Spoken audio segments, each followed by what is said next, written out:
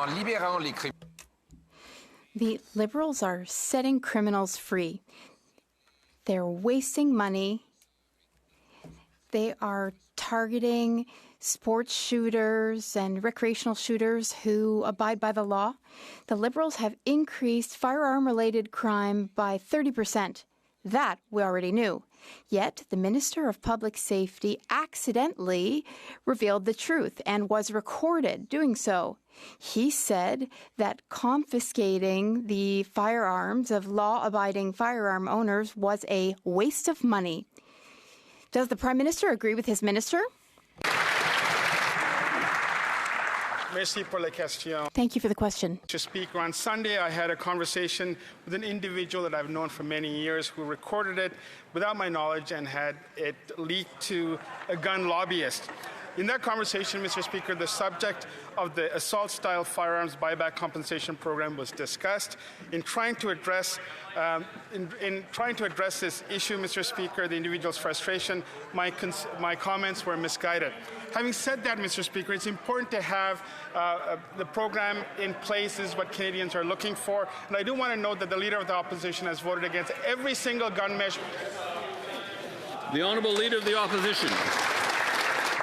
By freeing rampant gun criminals and wasting billions of dollars of police and border resources targeting law-abiding, licensed, trained and tested firearms owners, this government has overseen a 130% increase in violent gun crime. But over the weekend, the Minister of Public Safety accidentally told the truth, and he was recorded doing it. He said that the gun grab is not worth the money, that it will go over budget, and it would be better just to lock up the criminals, but that they're going ahead with the bad policy because it's good politics. Does the Prime Minister agree? The Honourable Minister of Public Safety. Mr. Speaker, it's a good thing there's a recording of it so that Canadians can have a look for themselves. Let me be very clear, Mr. Speaker. Canadians want responsible gun control. They wanted it in 1989 after a man killed 14 women at École Polytechnique. They wanted it after 6 people were murdered at the Quebec City mosque shooting. And they wanted it after the biggest mass shooting in our history, where a man opened fire and killed 22 people in Nova Scotia. Mr. Speaker, why are the Conservatives against keeping guns off our streets? The Honourable Leader of the Opposition. Mr. Speaker, the minister said that his gun grab won't work, that it will go over budget, and that it would be better to lock up criminals, as Conservatives have been suggesting, but that they're going ahead with the gun grab anyway because the Prime Minister wants to pursue electoral politics. Electoral politics, Mr. Speaker. When a mother is hit with a stray bullet, or a police officer is murdered by a firearm, or a bullet flies into a child's bedroom as part of an extortion case, we don't have time for politics. So why is this minister caught on tape playing politics with guns? The Honourable Minister of Public Safety. Mr. Speaker, in order to have a real conversation about crime, we need to have a real conversation about guns. Canadians want responsible gun control, Mr. Speaker. They wanted it in 1989 after a man killed 14 women at École Polytechnique. They wanted it after 6 people were murdered at the Quebec City mosque shooting, and they wanted it after the biggest mass shooting in our history, where a man opened fire and killed 22 people in Nova Scotia. Mr. Speaker, why are the Conservatives against keeping guns off our streets, and why has this Leader of the Opposition voted against every single gun control measure that he has been in Parliament for? The Honourable Leader of the Opposition. That minister did have a real conversation about guns. Unfortunately for him, he was caught on tape. Caught on tape admitting that the gun grab is a waste of money. Caught on tape admitting it would go over budget. Caught on tape admitting it would be better just to lock up the gun criminals who are actually doing the crime. Why is it that Liberals only tell the truth when they don't think anyone is listening? The Honourable Minister of Public Safety. Mr. Speaker, let me reiterate, it's actually a good thing that this conversation was caught on tape. And in fact, it will counter every single claim that this leader of the opposition is making. Let me be very clear, Mr. Speaker. Canadians want responsible gun control. We are in a position as a government, we committed to it during the last campaign, Mr. Speaker. Canadians gave us a mandate on April the 28th to ensure that we move forward on this program, and we look forward to its implementation.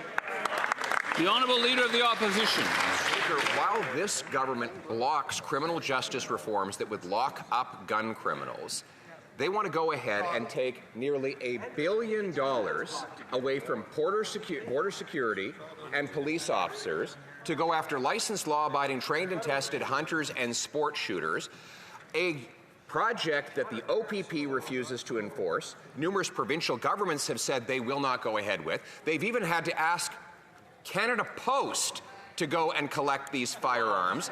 The minister himself has now admitted that it won't work. Why won't they drop the politics and save lives? The Honourable Minister of Justice.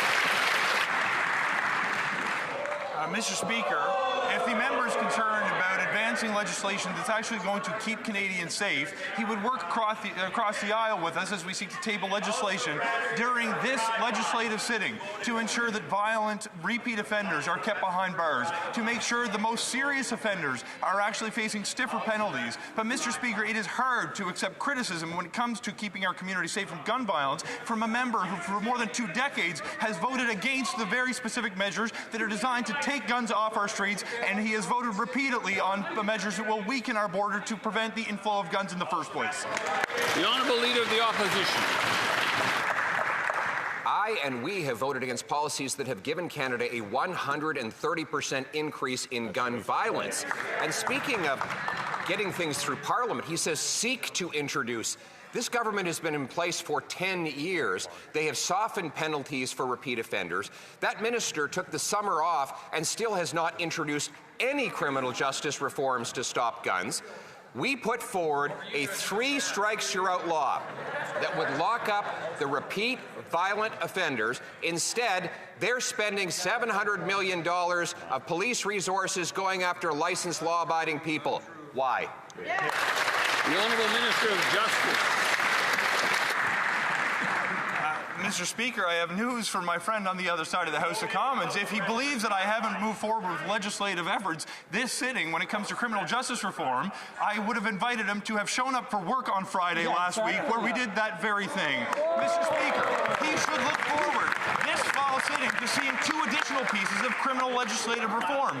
One on bail and sentencing that will make sure violent repeat offenders are not walking amongst our streets, and a second that will protect those who are at risk of intimate partner violence or at risk of being victimized by sexual offenses. And when it comes to the summer, I was meeting with law enforcement and provincial counterparts. He was fighting for his job.